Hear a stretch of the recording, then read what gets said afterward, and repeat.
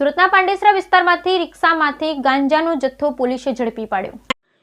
સુરતના પાંડેસરા વિસ્તારમાંથી રિક્ષામાંથી ગાંજાનો જથ્થો પોલીસે ઝડપી પાડ્યો। સુરતના પાંડેસરા વિસ્તારમાંથી ગાંજાનો જથ્થો ઝડપાયો હતો।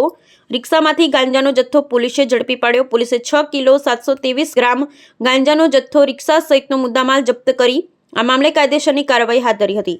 ડીસીપી વિજયસિંહ ગુર્જરે જણાવ્યું હતું કે ઝોન 4 એલસીબીની ટીમને માહિતી મળી હતી કે એક રિક્ષામાં ગાંજો લઈ 3 માણસો પાંડેસરા વિસ્તારમાંથી પસાર થવાના છે, જેથી એલસીબીની ટીમે દક્ષેશ્વર મંદિર પાસેથી ઓટો રિક્ષા ઝડપી પાડી, જેમાંથી મોહમ્મદ વાહદ ઉર્ફે અમન, જે ઉન પાટિયા વિસ્તારમાં રહે છે અને મૂળ મહારાષ્ટ્રના ભુસાવલનો વતની છે।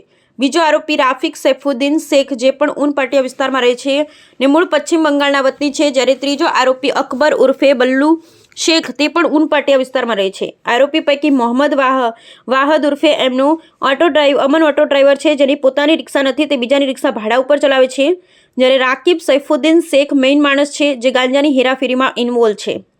વધુમાં જણાવ્યું હતું કે રિક્ષામાંથી 6 કિલો 723 ગ્રામ 67,230 રૂપિયાનો ગાંજો, 3 મોબાઈલ ફોન જેની કિંમત 17,500 રૂપિયા અને ઓટો રિક્ષા જેની કિંમત 1.10 લાખનો મુદ્દામાલ જપ્ત કરવામાં આવ્યો હતો। આરોપી ગાંજો ક્યાંથી લઈને આવ્યા અને ક્યાં લઈ જઈ રહ્યા હતા તે બાબતે તપાસ હાથ ધરવામાં આવી રહી છે। ત્રણેય આરોપીઓનો ગુનાહિત ઇતિહાસ જાણવા મળ્યો નથી। Bureau report Sunil Ganjawala, Surat.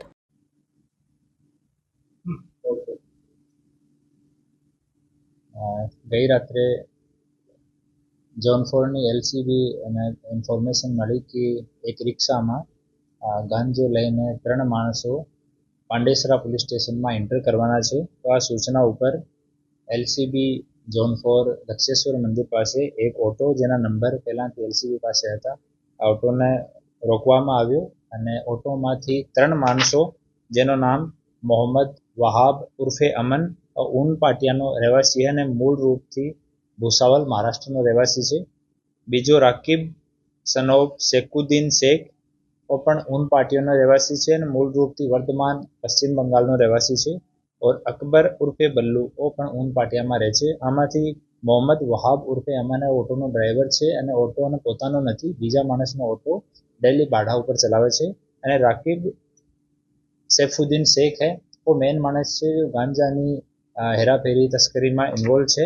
और આની સરકારી પંચોની રૂબરૂમાં સર્ચ કરવામાં આવી અને ઓટોમાંથી 6 કિલો 723 ગ્રામ ટોટલ 67,230 રૂપીસનો ગાંજો કબજો કરવામાં આવ્યો અને 3 મોબાઈલ ફોન જેની કિંમત 17,500 રૂપિયા અને ઓટો રિક્ષા જેની કિંમત 1,10,000।